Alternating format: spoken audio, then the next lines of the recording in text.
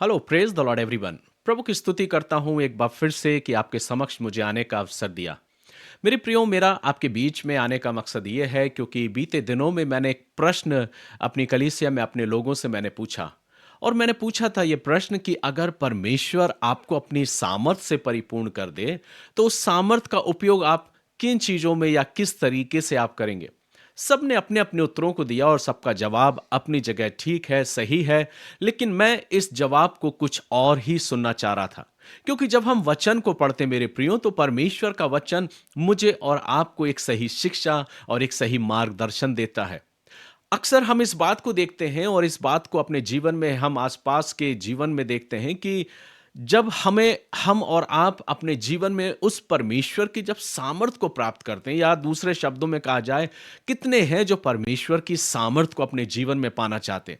वे प्रार्थना करते हैं, लौ लगाकर प्रार्थना करते हैं और प्रभु से कहते हैं, प्रभु मुझे अपनी सामर्थ से भर, मुझे अपनी ताकत से भर, तेरी सामर्थ मेरे ऊपर बहुत अधिकाई से प्रबल हो, ताकि मैं तेरे द्वारा सामर्थ के अद्भुत अद्भुत काम करने पाऊं। बीते समयों में मैंने इस बातों को देखा है समय में कि मैं भी कुछ इसी प्रकार से सोचता था।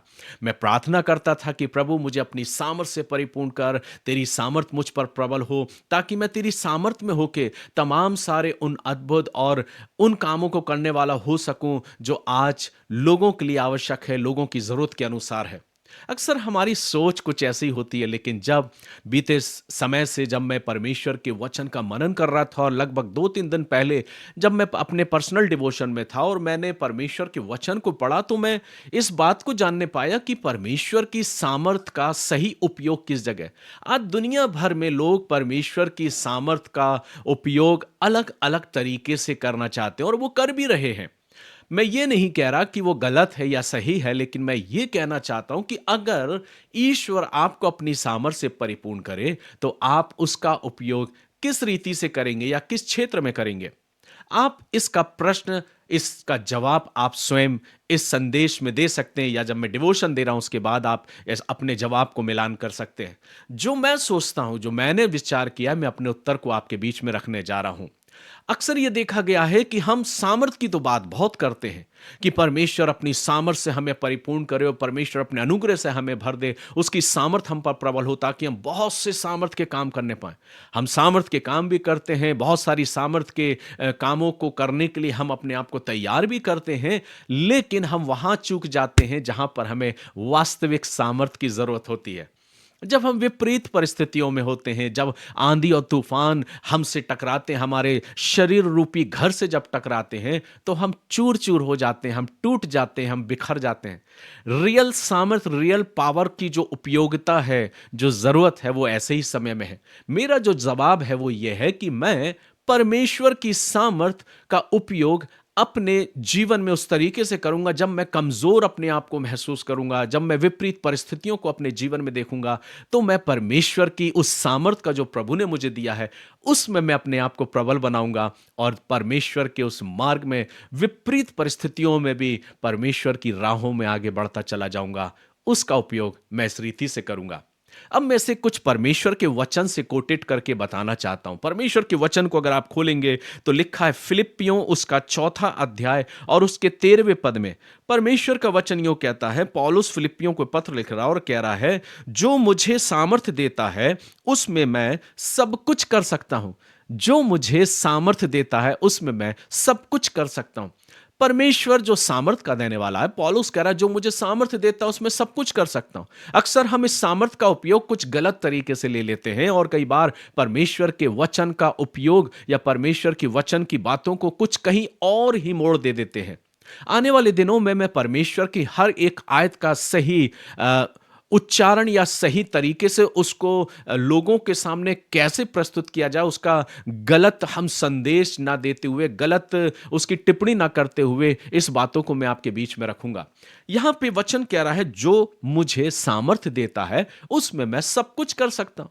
अब हम ये सोचने लगेंगे कि जिसने मुझे सामर्थ्य दी उसमें मैं क्या क्या कर सकता हूं। और जैसा मैंने प्रश्न पूछा, हम तमाम सामर्थ्य के काम करना चाहते हैं, हर एक की ये चाहत होती है, ये कोई बुरी चाहत नहीं पर अच्छा है। लेकिन जो विशेष है वो क्या है, वचन हमें सिखा रहा है। इस 13वें पद के ऊपर पदों को अगर आप पढ़ेंगे तो वह यहाँ पर लिखा है 11वें पद से, यह नहीं कि मैं अपनी घटी के कारण यह कहता हूं, क्योंकि मैंने यह सीखा है कि जिस दशा में हूं उसी दशा में संतोष करूं।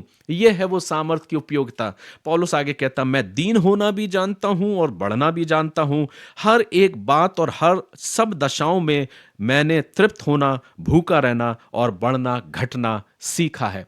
ये इस संदर्भ में बात कर रहा है, जब मैं भूखा हूं, जब मैं कमजोर हूं और हर एक चीज में मैंने बढ़ना सीखा है। और तब आगे कहता है, जो मुझे सामर्थ्य देता है उसमें मैं सब कुछ कर सकता हूं। सब कुछ अर्थात जो तात्पर्य है वो ये है कि मैं दीन होना भी जानता हूं, बढ़ना भी जानता हूं, सब दशाओं में तृप्त रहना भी जानता हूं, भूखा रहना और घटना बढ़ना भी जानता हूं। यह है वो सामर्थ्य की उपयोगिता। मैं और खोजने लगा प्रभु के वचन से कि और मुझे इसका सही उच्चारण, सही तरीके से मैं और कहां पर इन बातों को देख सकता हूं। और तब मैंने दूसरा तीमुथियुस को निकाला और दूसरा तीमुथियुस उसके पहले अध्याय के 6वें पद से परमेश्वर का वचन कुछ यूं कहता है। 6वें पद में लिखा है, इसी कारण मैं तुझे सुधि दिलाता हूं कि तू परमेश्वर के उस वरदान को जो मेरे हाथ रखने के द्वारा तुझे मिला है प्रज्वलित कर दे, क्योंकि परमेश्वर ने हमें भय का नहीं पर सामर्थ और प्रेम और संयम का आत्मा दिया है।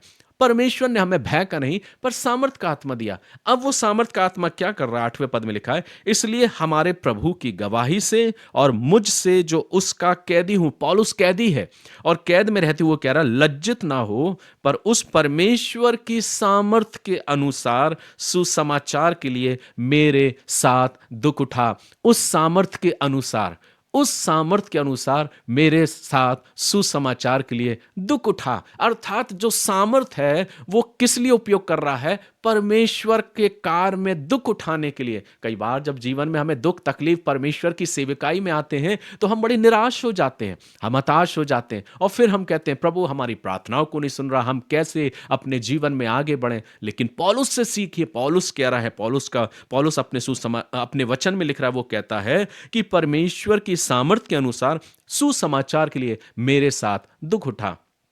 दुख उठाने के लिए कौन सी सामर्थ की जरूरत है? सामर्थ की आवश्यकता है मेरे प्रियो, क्योंकि वचन यहां कह रहा है, पौलुस ये कह रहा है कि दुख उठाने के लिए मेरे साथ दुख उठा। अर्थात उस सामर्थ के अनुसार जो सामर्थ परमेश्वर ने उसको दी है। और मैं और सोचने लगा कि कहां पर इसका और सटीक वर्णन मिल सकता है। और तब अचानक जब मैंने परमेश्वर के वचन को रख दिया था और मैं सोचने लगा, और अचानक से फिर से एक आयत मेरे सामने निकली कि उस आयत को खोल जहां पर प्रभु यीशु मसीह गत्समनी के बाग में था और उसने प्रार्थना करी। आप मेरे साथ निकाल सकते हैं लूका रचित सुसमाचार उसका 22वां अध्याय। लूका 22 में कुछ यूं लिखा, जब प्रभु यीशु मसीह गत्समनी के बाग में गया और वहां पर उसने प्रार्थना करी इससे पहले कि उसको क्रूसारोपण किया जाए, उसको क्रूस पर चढ़ाया जाए। 22वें अध्याय के 43वें पद में कुछ यूं लिखा है, 42वें पद से मैं आपके लिए पढ़ूंगा। लिखा है, हे पिता यदि चाहे तो इस कटोरे को मेरे पास से हटा ले। प्रभु प्रार्थना कर रहा है, वो देख रहा है कि अब थोड़ी देर में उसे कलवरी के क्रूस पर चढ़ना होगा। पीड़ा, दुख, तकलीफ, कष्ट, कांटों का ताज, भाला का भौंका जाना, हाथों और पैरों में कीलों का ठोंकना, उपहास उड़ाना, कपड़ों को फाड़ा जाना और फिर उसे क्रूस पर चढ़ा देना। ये दर्दनाक पीड़ा को जब प्रभु स्मरण करता है तो वो पिता से प्रार्थना करता है, कहता है, हे पिता यदि तू चाहे तो इस कटोरे को मेरे पास से हटा ले। वो एक निवेदन कर रहा है, लेकिन तो भी मेरी नहीं परंतु तेरी ही इच्छा पूरी हो। तब स्वर्ग से एक दूत, जब प्रभु प्रार्थना कर रहा अपने पिता से कि प्रभु अगर हो सके, पिता हो सके तो ये कटोरा मेरे सामने से टल जाए, जो दुख का कटोरा है जो मैं पीने पर हूं, जिसके विषय में उसने पतरस से भी कहा था, वो पिता से प्रार्थना कर रहा, लेकिन कह रहा मेरी नहीं पर तेरी ही इच्छा पूरी हो। तब वचन कहता है 43वें पद में लिखा है, तब स्वर्ग से एक दूत उसको दिखाई दिया जो उसे सामर्थ देता था, जो उसे सामर्थ देता था, जो उसे सामर्थ देता था। कब सामर्थ्य देता था मेरे प्रियो? जब वो प्रार्थना कर रहा है, जब वो दुख की घड़ी में उस दुख को पाने जा रहा है, उस दुख की घड़ी में अपने आप को खड़ा हुआ देखता है। हम और आप भी मेरे प्रियो सामर्थ्य का उपयोग कैसे करना चाहते हैं? हम कहते हैं कि हम अपने सामर्थ्य से जब प्रभु भर देगा तो हम सामर्थ्य के अद्भुत काम करना चाहते हैं, हम चिन्ह और चमत्कार करना चाहते हैं। लेकिन मैं खुदा का सेवक होने के नाते जब मैंने प्रभु के वचन को पढ़ा तो इसके सही मायने को मैं पहचान पाया। और मैं दुआ करता हूँ कि प्रभु जब अपनी सामर्थ से तू मुझे भरता है तो तेरी ये सामर्थ मेरी विपरीत परिस्थितियों में मुझे संबल प्रदान करे। मैं स्वयं अपने आप को उन कठिन परिस्थितियों में, विपरीत परिस्थितियों में, चुनौतियों के अवसरों में और विपरीत बातों में अपने आप को जब मैं खड़ा हुआ पाऊं, जब दुख की राहों में खड़ा हुआ पाऊं, तेरी ये सामर्थ मुझ पर बहुत अधिकाई से प्रबल हो। जैसे पौलुस कहता है कि जो सामर्थ के अनुसार मैं मेरे साथ सुसमाचार के लिए दुख उठा, अर्थात दुख उठाने की बात वो कर रहा है। जो सामर्थ पाया है वो सामर्थ अपने जीवन में उस दुख के समय काम ला रहा है कि दुख के घड़ी में भी जो सामर्थ प्रभु ने मुझे दिया है उसमें मैं आगे बढ़ता जाऊंगा।